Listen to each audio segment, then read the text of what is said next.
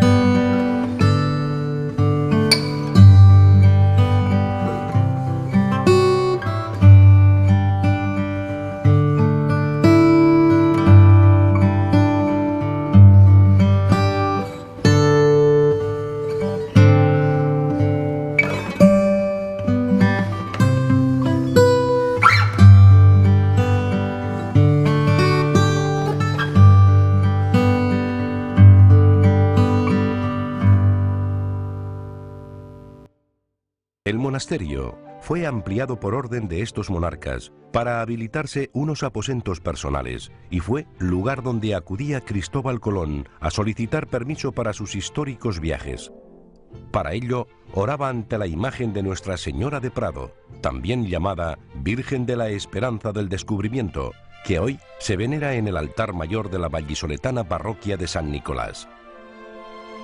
Pero la mayor actividad de toda índole junto al Pisuerga, sin duda, aconteció durante la breve estancia de la corte en Valladolid a principios del siglo XVII.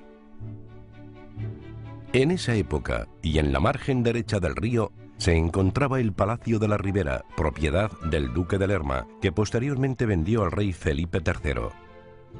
Alguna vez lo había visto desde el otro lado del río, desde la orilla, creo que es izquierda, ¿no? Desde la orilla izquierda.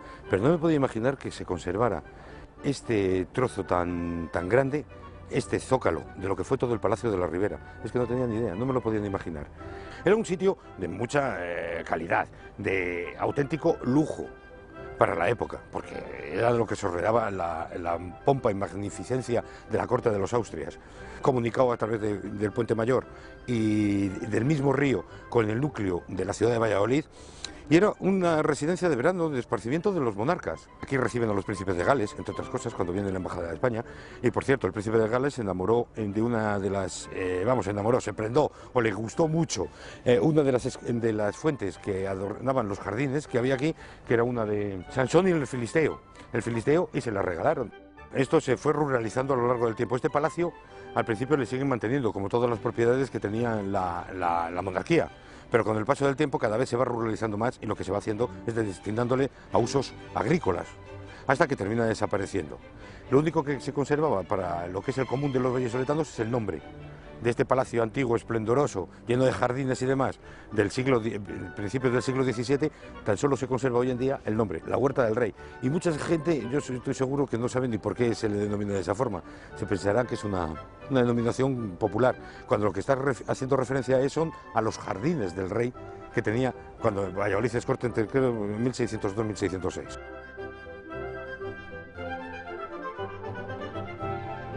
El palacio estaba situado entre el Pisuerga y el camino que llevaba al monasterio de Nuestra Señora de Prado, lugar hasta donde llegaba su límite territorial.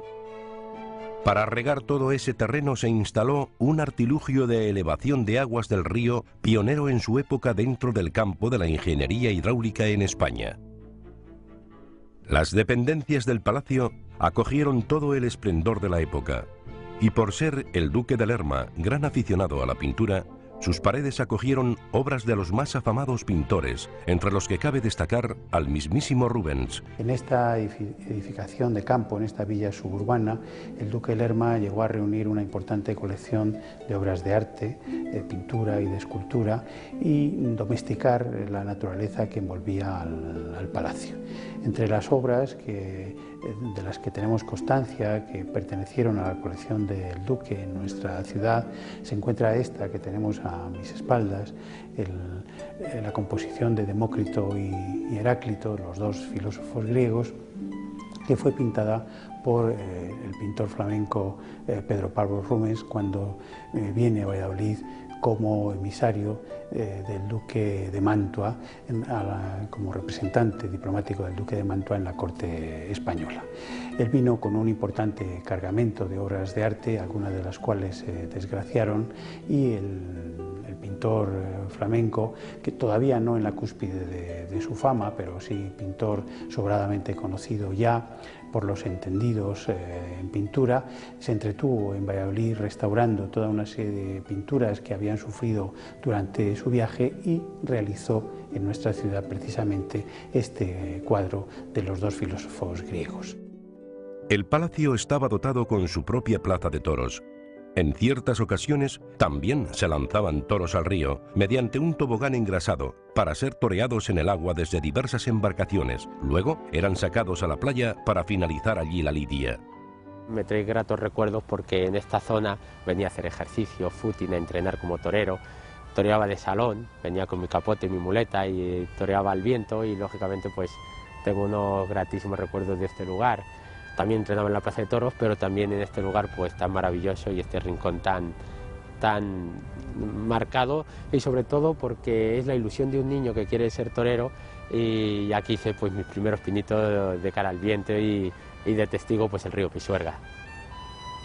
Propiciado por la estancia de la corte en Valladolid, el 2 de agosto de 1602 se produjo el hecho de mayor importancia realizado en aguas del Pisuerga.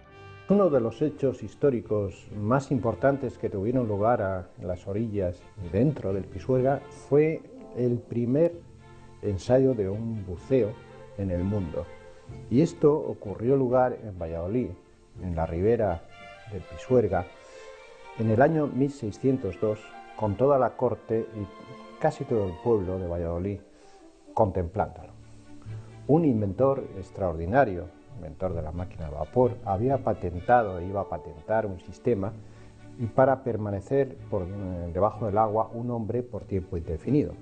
Y lo consiguió por primera vez en Valladolid. Ante el asombro del rey y de la corte, vieron cómo se sumergía con un extraño equipo, extraño entonces, pero muy parecido a los actuales, equipos de buceo autónomo, una persona que estuvo más de una hora y que se podía comunicar con los de fuera.